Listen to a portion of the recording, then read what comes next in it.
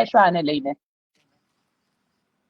ચોક્કસથી આક્ષેપો થઈ રહ્યા છે, પણ આક્ષેપો માટે મેં ચોખ્ખું કીધું છે કે ભાઈ જેને બી પૈસા લીધા છે અથવા જેને બી આપ્યા છે, તમને એવું લાગતું હોય કે ભાઈ મહિપતસિંહ તમને મદદ કરી શકે એવા છે તો ચોક્કસથી મારા ત્યાં આવો. હું વકીલ જ છું, લોકોના પૈસા કઢાવવાનો મારો ધંધો જ છે.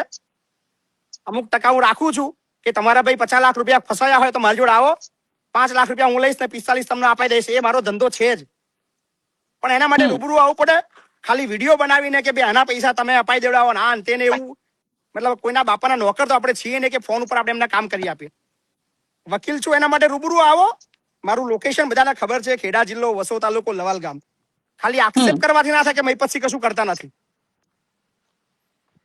તમે કહી રહ્યા છો કે ખાલી આક્ષેપથી ન થાય, પણ આરોપ તો લાગે છે કે 1 કરોડ ને 35 લાખ રૂપિયાનું તમે ફ્રોડ કર્યું છે. કોને ફ્રોડ કર્યું છે? તમારા એકાઉન્ટમાં આવ્યું ને તમે એ પૈસા હું એ તો કહું છું કે મહિપતસિંહને ક્યાં કોઈ આપે છે પૈસા 1 કરોડ 35 લાખ રૂપિયા? તો તમારા ફાઉન્ડેશનને તો આપે જ છે ને? ફાઉન્ડેશનને પણ નથી આપ્યા. હું એ તો સમજાવી રહ્યો છું. મજાની વસ્તુ તો એ જ છે અહીંયા આગળ. અચ્છા, તો શું આખો ખેલ શું છે? આખો ખેલ કોઈ ચીટર છે.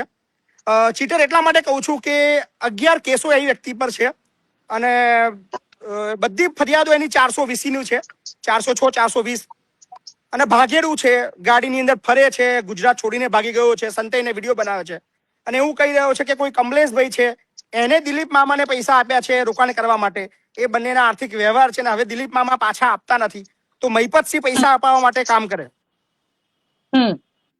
તો મહિપતસિંહ શા માટે? મહિપતસિંહને પૂછીને વ્યવહાર કર્યા છે તમે લોકોએ? તમે જ્યારે પણ કોઈ આર્થિક લેવડ દેવડ કરો છો મહિપતસિંહને વચ્ચે રાખીને કર્યા હતા. અને છતાં પણ તમારે મારી મદદ જોઈતી હોય કે તમે ખરેખર સાચા છો અથવા તમે આર્થિક લેણદેણ કરી છે અને તમારી સાથે કઈ ફ્રોડ થયું છે, કોઈએ ખોટું કર્યું છે, મારી મદદ જોઈએ છે, તો હું મારી ઓફિસ ખુલ્લી જ છે.